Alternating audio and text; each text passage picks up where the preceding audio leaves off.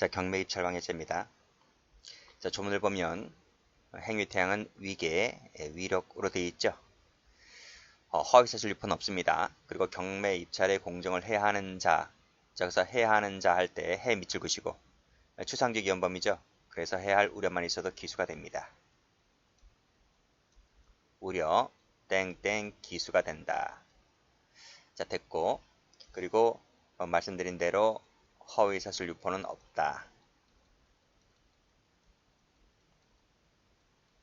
추상적 위헌범이라서 미수가 없다는 것까지 다 설명드렸습니다. 자, 그러면 경매는 뭐고 입찰이 뭡니까?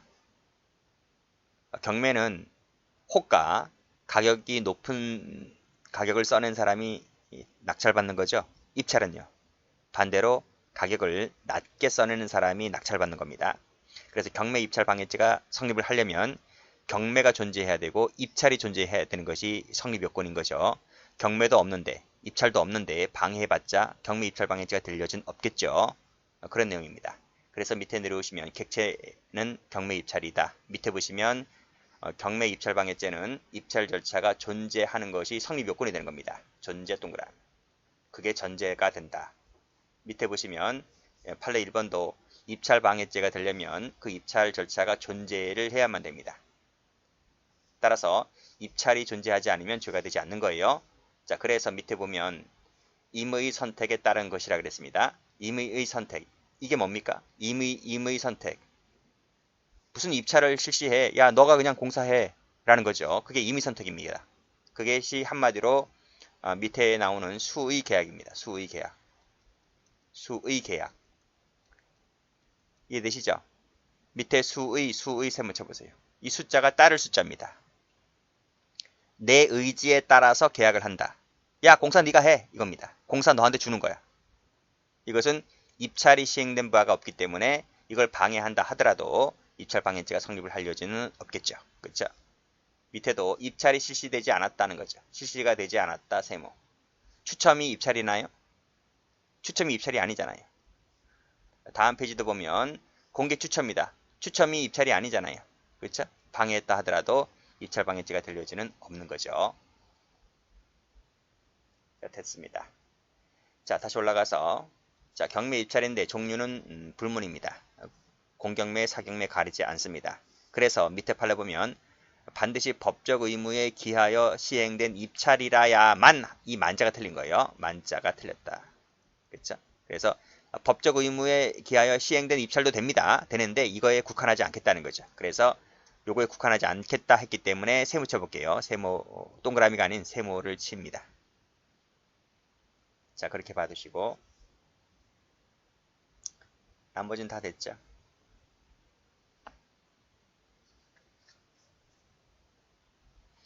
이 5번 판례는 작년도 경찰 문제야. 경찰 2차 시험에 나왔습니다. 그래서 이 경매 입찰 방해죄는 뭐 매년마다 나오지는 않고요.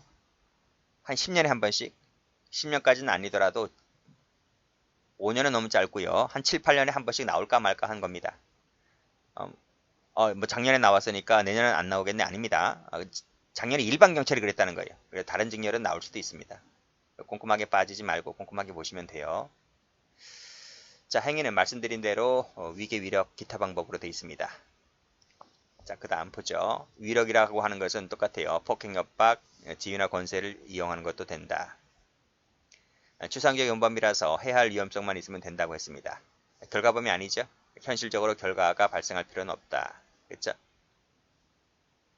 또 위력의 사용은 반드시 폭행, 협박의 정도까지는 이를 필요가 없습니다. 그렇지?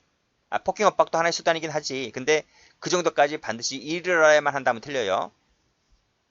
여기 뭐 지위나 권세를 이용하는 것도 되잖아. 기타 방법도 있고, 뭐 담합이라는 것도 있고, 예를 들어서 담합이라 쓰면 좋겠네요. 담합이라고 하는 것도 있기 때문에 반드시 폭행, 협박까지 이르러야 한다 하면 틀립니다. 자, 공정을 해야 한다 했습니다. 밑에 판례 보시면 위태범이다. 위태범은 추상적 위헌범이다 하는 말이죠. 그리고 해야 한다는 말의 의미는 가격 결정 밑줄 동그라미 1번, 적법하고 공정한 경쟁 방법 밑줄 그시고 동그라미 2번, 이 두 개 중에 하나를 해치면 죄가 됩니다. 그렇죠? 이 방법도 마찬가지예요. 방법도. 가격뿐만 아니라 방법도 해치면 죄가 됩니다. 자, 여기 보시죠. 실제로는 뭐야? 실제로는 단독이야. 근데 마치 경쟁인 것처럼 가장했지? 그러면 방법을 해친 것이기 때문에 죄가 됩니다. 이거 똑같아요. 실제로는 단독이야. 근데 경쟁인 것처럼 가장했지? 그러면 죄가 됩니다. 그 윗줄에 이런 얘기 나오죠? 동종업자 간의 무모한 출혈 경쟁을 방지하기 위한 수단이었다. 밑에 출혈 경쟁을 방지하기 위한 수단이었다. 유찰 방지를 하기 위한 수단이었다. 다 개소리입니다. 이런 거 믿지 마시고 이렇게 단독인데 경쟁인 것처럼 가장했다면 다 죄가 됩니다. 가장, 그치? 색깔 칠하시면 돼요.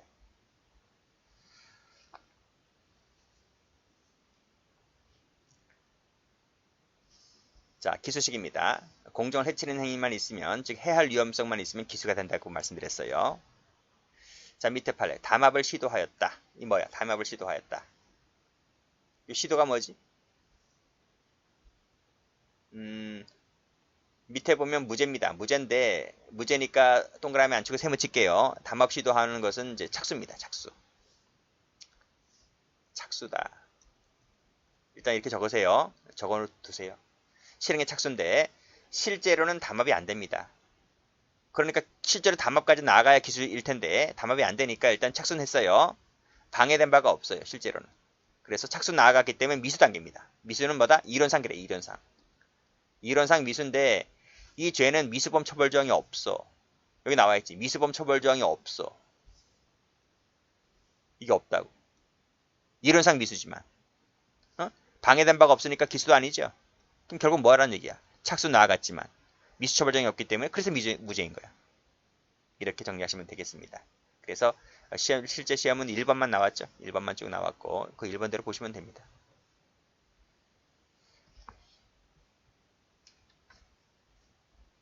자, 담합 가볼까요? 담합이 대표적인 입찰방해죄가 됐는데 담합 관련된 판례가 좀 많습니다. 보겠습니다. 자, 1번은 반복되고 있죠. 이태범이다. 가격 결정, 적법하고 공정한 경쟁 방법, 가격 1번, 2번 표시하시고 그리고 담합이라고 하는 것은 전원, 그렇죠? 전원 밑줄 딱 동그라미 읽어. 전원이 다 담합할 수도 있고요. 전원이 아닌 일부가 담합을 해도 돼요. 그렇죠? 그 일부가 담합에 들어갔는데 이것이 공정을 해친다. 그러면 이것도 죄가 됩니다. 이 밑에 일부 나와있지. 일부가 지금 담합했습니다. 그렇죠? 여기도 합의했죠? 합의했고 그랬다면 담합해서 투찰 가격을 적어냈다는 얘기죠. 그랬다면 여기서 기수가 됩니다. 기수가 됩니다. 결과적으로 가로 열고 업체 수가 너무 많아서 실제로 가격 형성에는 부당을 주지 않았다 할지라도 결과범위 아니라니까요. 여기서 기수가 된다니까. 그렇죠? 자, 그래서 여기서 일부 동그라미도 된다. 이런 식입니다. 자, 색깔 칠할게요. 자, 여기 색깔 칠하시면 돼요. 자, 다음 판례. 그래. 여기 공정을 해치는 행위를 하면 기수가 됩니다. 그렇죠? 현실적 밑줄 X. 위헌범위라서 그딴 거 필요 없다. 담합 하는 순간 기수다. 기수가 되고 금품수수라고 되어 있는데 이건 요건이 아닙니다. 요건이 안 된다. 볼까요? 요건이 안 되는지.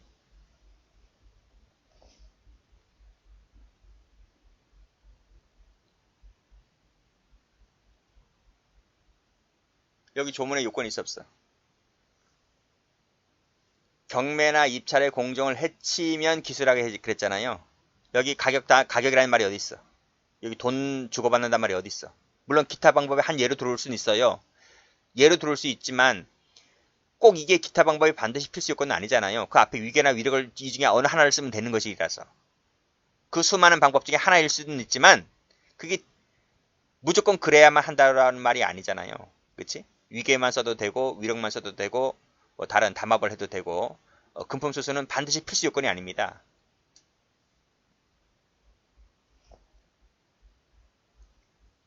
쭉 내려와서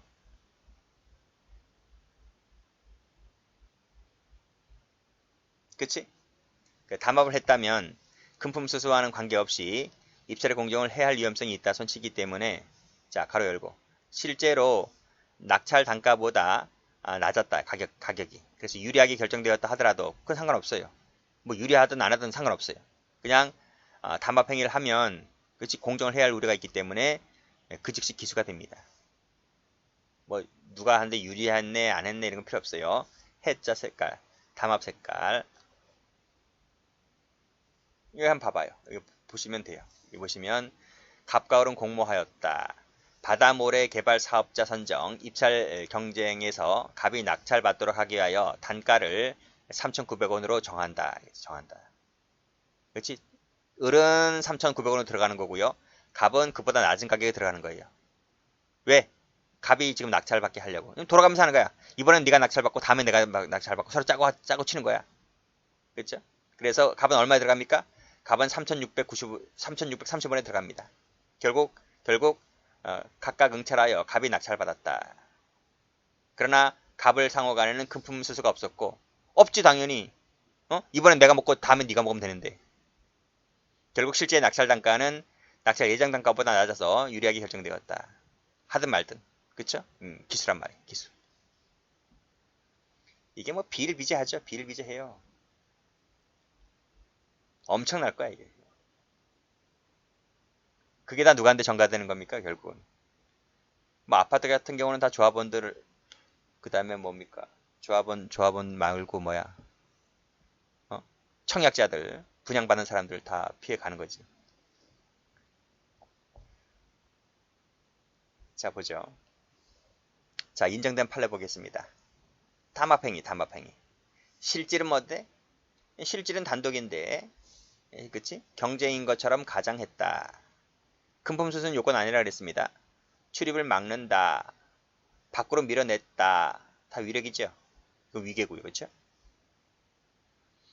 자, 낙찰받을 목적으로 정과 무 등을 가장 경쟁자로 내세웠다. 가장 그쵸?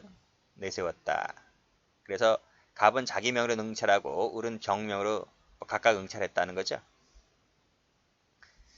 자, 제주 감협 조합장의 피고인이 그랬습니다. 이 조합장의 파워가 장난 아닙니다. 지방 가면 뭐 여기도 제주도니까 감협이겠지만 뭐 시골 가면 장난 아니잖아요. 그 동네 유주잖아. 군수하고 조합장. 자, 조합장의 피고인이 어떻게 했습니까? 자, 기존의 낙찰자 선정 결정을 무시해버리고 업체로 바꾸도록 변경하도록 요구했죠. 그렇죠? 위력을 쓰는 거지. 조합장이라는 사회적 지위를 이용한 겁니다. 고속도로도 장난 아니죠. 누구라도 낙찰될 경우에 동업하기로 한다. 새로운 회사를 설립하기로 하고 이렇게 합의 보는 거죠. 이 담합이야 이게 담합. 공모했다 이게 담합이지. 가격을 알려주면 돼요 안 돼요? 여기도 가격 알려주죠. 공모해서. 여기도 가격을 알려주잖아 그렇죠? 가격을 알려준다. 이것들이 다 입찰 방해죄가 됩니다. 여기도 조작하죠. 사전 모의하죠. 금품 요건 아니라 했습니다. 금품 수수 요건 아닙니다. 여기도 합의 어떤 방법이 있다면 방법을 따라야 되는데 방법을 따르지 아니한 채 그쵸? 합의에 따르지 아니한 채 저가로 응찰했다. 자기 따먹으려고 그쵸? 저가로 응찰했다면 입찰 적법하고 공정한 경쟁 방법 이 방법을 해친 것이라서 죄가 된다는 판례입니다. 이 판례도 출제가 많이 되었던 판례입니다. 여기 색깔. 자, 그 다음 보죠. 자, 요 1번 조심하셔야 되겠죠? 그쵸? 담합금 수수는 요건이 아니라니까 이건 요건이 아니다. 여기에 너무 목매지 마세요. 자, 근데 자유로운 경쟁을 한 것과 동일한 결과가 되었다. 자유로운 경쟁 세모. 그치? 예전 가격 내에서 그치? 출혈 방지하고자 했다는 부분. 금품 수수 요건 아니라 그랬습니다. 내라고 한다면 죄가 안 된다고 봤습니다. 단순히 정보를 교환하는 것에 그쳤다고 한다면 죄가 안 된다 그랬고 신탁 입찰 안 된다 그랬습니다. 자, 색깔 칠할게요. 자, 여기 색깔, 여기 색깔, 여기 색깔, 여기 색깔. 그리고 외우시면 돼. 뭐 형법 100점 맞는 거 뭐 별거 있나요? 두세 번 반복해서 보시면 되지. 그걸 안 하니까 못 맞는 거지. 자, 이 판례도 출제가 잘 되는 판례입니다. 자, 여기 입찰의 공정을 해야 한데 그럼 뭐가요? 죄가 이거지. 입찰 경매 방해죄만 되는 거예요. 그치? 자, 밑에 위계에 따른 공지방 됩니까? 안 됩니까? 안 됩니다. 이게 되려면 가로 열고 닫고.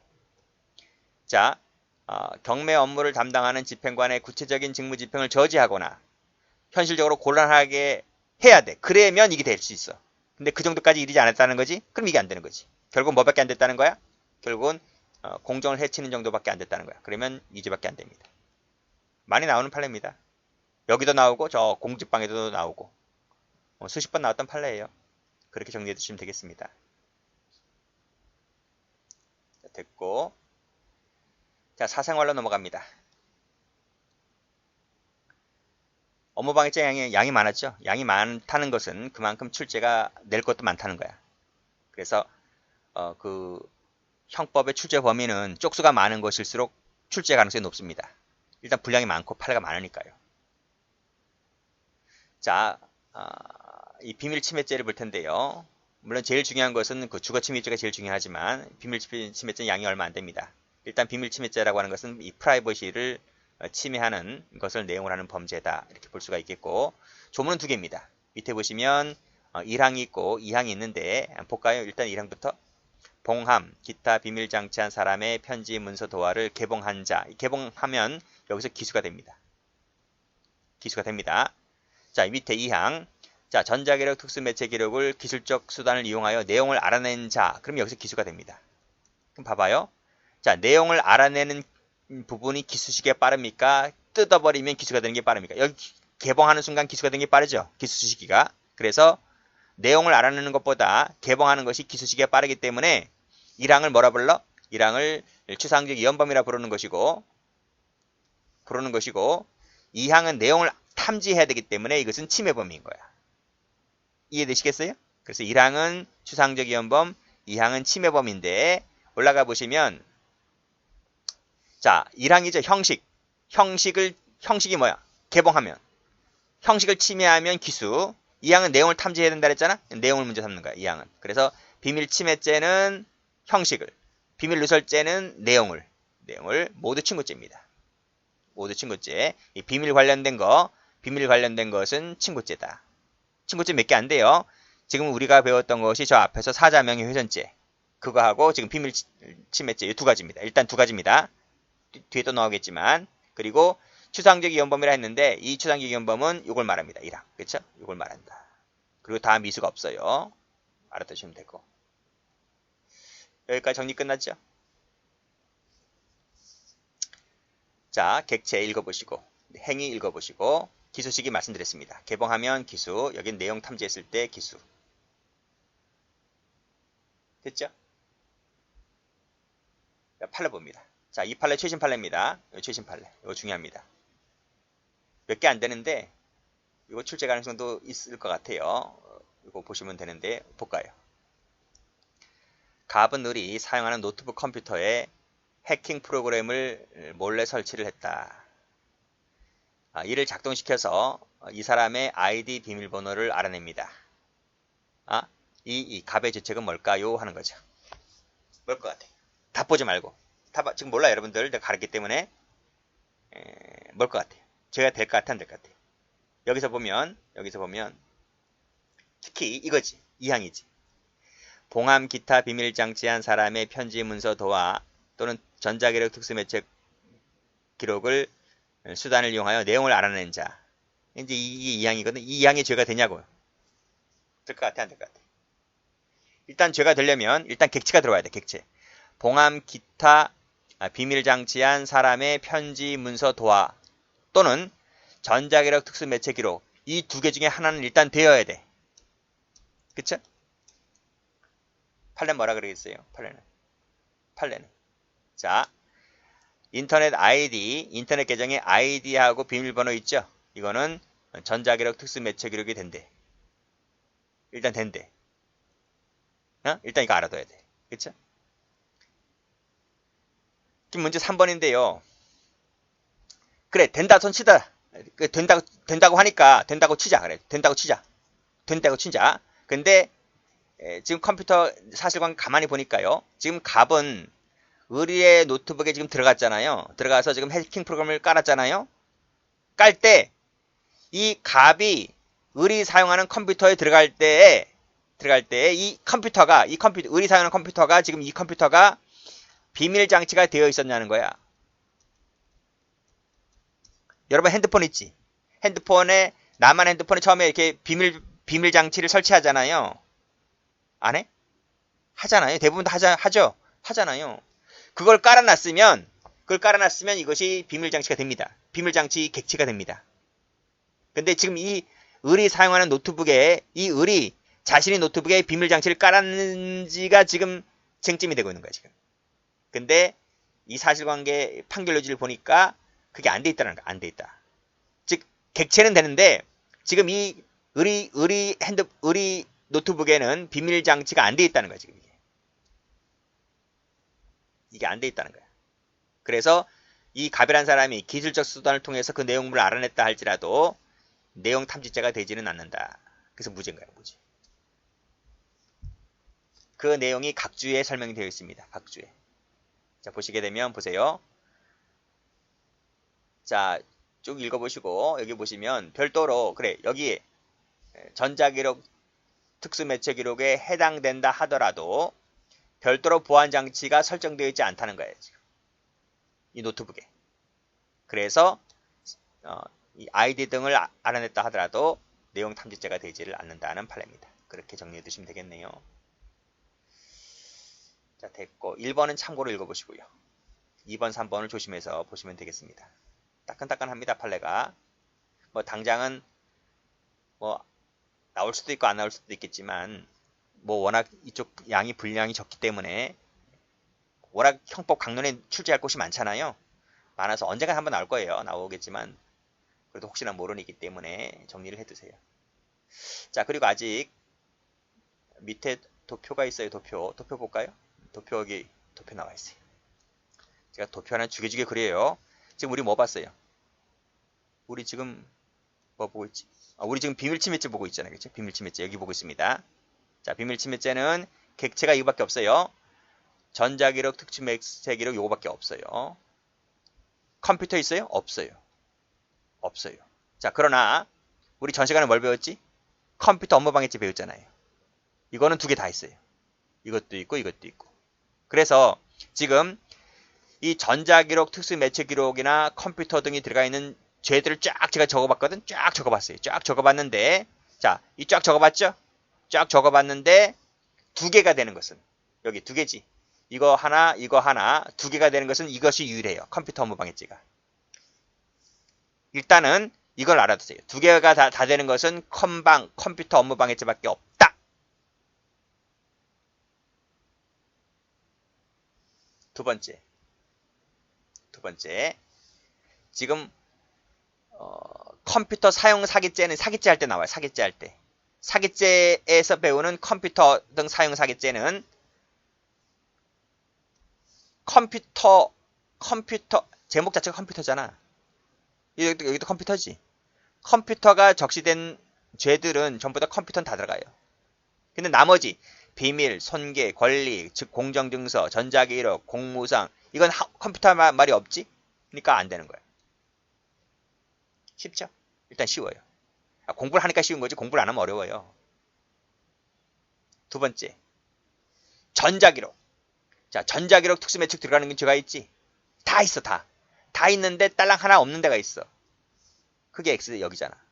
컴퓨터 등 사용 사기죄. 사기죄는 없어.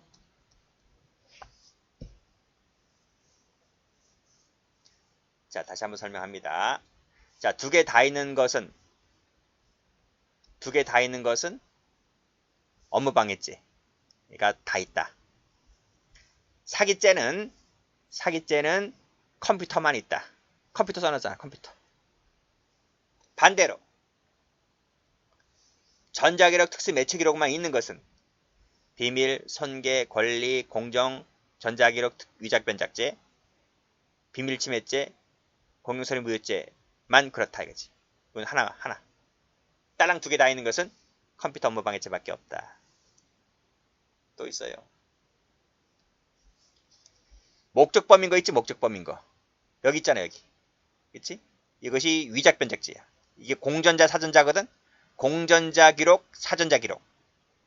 위작변작제는 목적범이다. 그건 목적범이라고 하는 것은 문서제 할 때 말씀드립니다. 문서제 할 때. 거긴 거의 다 목적범이니까. 나머지 목적범 아니에요. 그리고 미수가 있는 것, 없는 것은 판별하기 쉬워요. 나중에 배우겠지만 사계제는 당연히 미수가 있죠. 손괴죄도 미수가 있고요. 권리행사 방해죄나 강제집행 멘탈죄는 없어요. 추상적 이것도 추상적 위헌범이에요. 없어요. 여기도 없고. 지금 배우는 비밀침해죄 없죠? 없어요. 나머지 건 다 있어요. 뭐 친족 간의 특례는 나중에 배우면 되고요. 일단 여러분들이 이 도표에서 배울 것은 이 객체 이 부분이 뭐 어디가 있고 어디가 없다 이것만 잘 봐두시면 돼요. 기출 적어놨나? 기출 안 적어놨네요. 나중에 문제집 할 때 한두 개 나올 수도 있어요. 자, 다시 올라가 볼게요. 자, 이제 2단 서랍 가볼게요. 자, 여기 사실관계 읽어보시고요. 자, 여기서 객체할 때 잠금장치 있네. 잠금장치. 잠금장치 있는 용기나 서랍도 객체에 포함됩니다. 2단 서랍에 잠금장치가 되어 있어. 그치? 요거 객체가 된다고 봅니다. 그러니까 책상이 이거야. 책상 구조가.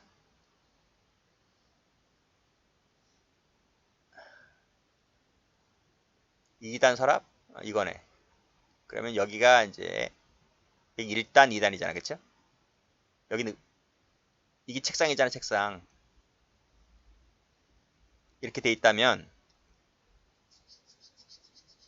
이건 다리고요. 책상 다리고요. 그치? 그러면 여기 1단이고 2단이잖아요. 그런데 지금 2단 서랍인데 여기만 잠금이 돼 있어. 아니다. 여기가 잠금이 돼 있고 여긴 잠금이 안 돼 있어요. 잠금이 안 돼 있고 여긴 잠금이 돼 있단 말이에요. 그러니까 이 피고는 어떻게 했냐면 이 1단짜리를 드러내요. 잠금이 안 돼 있는 것을 손으로 해서 드러냅니다. 드러내서 그러면 요 2단으로 내려갈 때 여기가 텅 비었잖아요. 그러니까 위에서 손이 들어갈 수 있잖아요. 그러니까 손이 이렇게 들어간다니까. 여기서 이렇게 들어오는 거지. 손이. 그쵸? 어쨌든 2단 서랍이 잠금이 돼 있습니다. 이것도 객체가 된다. 꼭 보았던 판례죠. 올라가 보시면 이거야. 회사원 을은 업무상 보안 유지해야 할 문서들을 아래칸에 보관하고 있었고 잠금 장치를 했다. 여기지. 그쵸? 여기입니다. 여기다가 지금 잠금 장치를 해놓고 여기다 보관했다는 거야. 다른 부서 직원 을은 을 몰래 잠금 장치를 풀고 문서처를 꺼내보려고 하다가 발각되었다. 2단짜리로 되어 있었는데 아래 칸의 윗부분이 막혀 있지 않아서 윗칸을 빼내면 그쵸? 아래 칸의 내용을 볼 수 있는 구조로 되어 있었다 하는 거죠. 어쨌든 아래 칸에 잠금 장치를 걸어놨는데 이 친구가 그걸 하려고 했다가 지금 발각된 사건입니다. 야, 이게 고소까지 갔네요. 그치?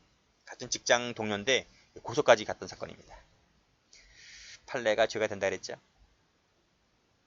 이거는 고의 관련된 판례인데요.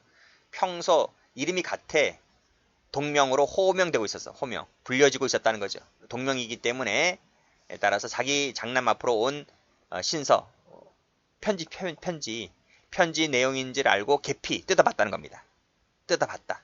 라고 주장하지만 이것은 이름이 같기 때문에 고의가 있었음을 이름이 같게 되었다라고 자기 장남 앞으로 온 편지인 줄 알고 기피했다고 주장하지만 피고인은 위 서류가 바로 대체집행 사건의 채무자의 승계인에게 송달되는 사건인 줄 능히 알고 있었다는 겁니다. 그렇죠? 능히 알고 있었다는 거네요. 그렇지? 그럼 이건 죄가 되는 거네? 그럼 지워야 되겠지. 지워야 됩니다. 평소 동명으로 호명되고 있었다 하더라도 동명동거라 하더라도 이것은 능히 가백에 오는 것임을 알고 있었다는 거야. 그래서 고의가 있었다고 보았던 판례입니다. 저도 착각했네. 읽어보니까 고의가 있었다. 유죄가 된다는 판례입니다. 자, 됐고요. 그치? 이게 이름이 같다 하더라도 이게 지금 법원에서 오는 이게 편지 우편물일 텐데요, 그치? 법원에서 오는 편지라고 한다면 아무리 자기 장남이라 할지라도 내 장남이 무슨 소송 사건에 걸려 있었나? 내 그런 소리 못 들은 것 같은데? 이렇게 생각할 수 있잖아요, 그렇죠? 그럼 뜯어보면 안 되지, 그렇잖아요? 근데 뜯어봤다는 거죠. 그랬을 때 죄가 된다, 그렇게 봤습니다. 그 여러분들 혹시 그 우편함이 뭐 다세대나 연립에 살고 있는 분들 계시잖아요. 그러면 거기 우편함에 쫙 우편물이 넣어지잖아요. 근데 보면 뭐 어떤 업체에서 뭐 사채를 쓰거나 검찰이나 법원에서 오는 우편물들 있잖아요. 그거 뜯어보면 안 돼요. 거기 본인 외에는 개봉 금함 이렇게 돼 있잖아요. 근데 그 사람이 호기심상 한번 뜯어보게 되면 나중에 그 임자가 나타나서 어떤 자식이 내 거 막 뜯어봤냐 CCTV 돌려보면 나옵니다. 그러면 고소 들어가면 큰일 나요. 그러니까 본인 거 외에는 뜯어보지 마세요. 그런 내용입니다. 이런 판례 참조하시고. 다음 거 볼까요? 업무상 비밀누설죄입니다. 자, 읽어보겠습니다. 의사, 한의사, 치과의사, 약제사, 약정상 쭉 읽어보시고 2항에 종교직에 있는 자, 있던 자가 직무상, 업무 처리상 알게 된 비밀을 까발렸을 때 죄가 되는 판례입니다. 그쵸? 여기 의사 나오죠, 의사. 의사. 보통 성형 많이 하시죠? 그렇잖아. 이 성형외과 병원에 와가지고 연예인들 와가지고 막 얼굴 뜯어 고치잖아요. 그치? 인조인간 되는 거죠, 인조인간. 근데 그거를 성형하고 가슴 성형하고 얼굴 성형하고 막 해서 이제 얼굴 팔아먹고 다니는데 그 의사가 어이씨 저 드럽게 못생긴 애가 저기 인조인간 돼가지고 장사 돈 많이 버니까 배가 아파가지고 까발리면 안 됩니다. 그러면 이 죄가 되는 거예요. 업무상 비밀누설죄. 업무 처리 중 알게 된 비밀, 그렇죠? 자, 역시 친고죄입니다. 친고죄이고 이 업무상 비밀누설죄는 업무와 관계하여 까발림으로써 처벌되는 죄이다 보니까 일반인 누구나 다 죄가 될 수 있는 죄가 아닙니다. 여기 밑줄 그어져 있는 사람만 죄가 되거든요. 그래서 이것을 열거된 자만 죄가 된다라고 해서 진정신분범이라고 합니다. 21년도 국가직 9급에 나온 겁니다. 자, 그러면 쭉 여기 얘가 나와 있네요. 이런 사람들은 여기 열거되어 있지 않기 때문에 이 본죄를 저지를 수 있는 사람들이 아닙니다. 뭐 이건 참고로 좀 받으시고 판례가 있는가? 판례가 있죠. 그 판례만 보시면 돼요. 여기 병원에서 분실된 진료기록 일부를 당사자가 증거로 제출했다. 업무상 비밀누설죄가 될 수가 있을까? 안 되죠. 왜? 이 당사자는 여기 열거된 사람이 아니거든. 그쵸? 그러면 여기 봐봐. 분명히 법조문에서는 의사라 그랬잖아요. 의사. 그렇잖아요? 의사. 그리고 밑에 보시면 한의사, 밑에 보시면 그 직무상 보조자, 차등직에 있는 자 이렇게 얘기했는데 뭐 간호사나 그러면? 근데 여기 보면 그런 말이 없어요. 분실된 진료기록 일부다라고 했습니다. 그러니까 당사자가 누군지 나와 있지 않고 뭐 의사라고는 확증도 없고 그렇잖아요. 거기 있는 아니면 뭡니까? 그냥 일반 직원들일 수도 있잖아. 그리고 이것도 역시 마찬가지로 증거로 제출했다는 거야. 증거로 제출했다는 것은 보통 위법성이 조각될 일도 많겠죠. 그러니까 일단 주체에서 걸리고요. 증거 제출했다는 부분 때문에 뭐 일반인에게 대공개한 것도 아니잖아요. 그러니까 위법성이 조각될 일도 많고요. 그래서 죄가 되지 않는다고 봤습니다. 자, 나머지는 그냥 보시면 돼요. 비밀이 뭔지 보시고 공지된 사실은 비밀이 아니죠. 공개된 것도 비밀이 아니고요. 이건 까발려도 죄가 되지 않는다는 얘기입니다. 비밀이 되려면 비밀유지 의사, 비밀유지 이익이 있어야 되는 것이고 사실을 까발려야 됩니다. 사실이 아닌 사실도 진실을 말하는 거죠. 허위 사실이나 가치 판단은 대상이 되지를 않습니다. 뭐 직무상 알게 된 것을 까발렸을 때 죄가 되는 것이지 직무와 관계없이 알게 된 것은 죄가 되지 않습니다. 뭐 그런 내용들이 나와 있어요. 이런 것은 거의 시험에 나오지 않고 법조문에서 뭐 친고죄라고 하는 점 이거 좀 알고 있으면 되는 것이고 뭐 주체를 외워야 됩니까? 외우지 않아도 됩니다. 한 번도 지금까지 수십 년 동안 한 번도 그렇게 나온 적이 없기 때문에 여기 열거되는 사람들은 눈팅하고 그냥 읽어 넘어가는 것이지 암기 수준까지는 아닙니다. 여기까지 합니다.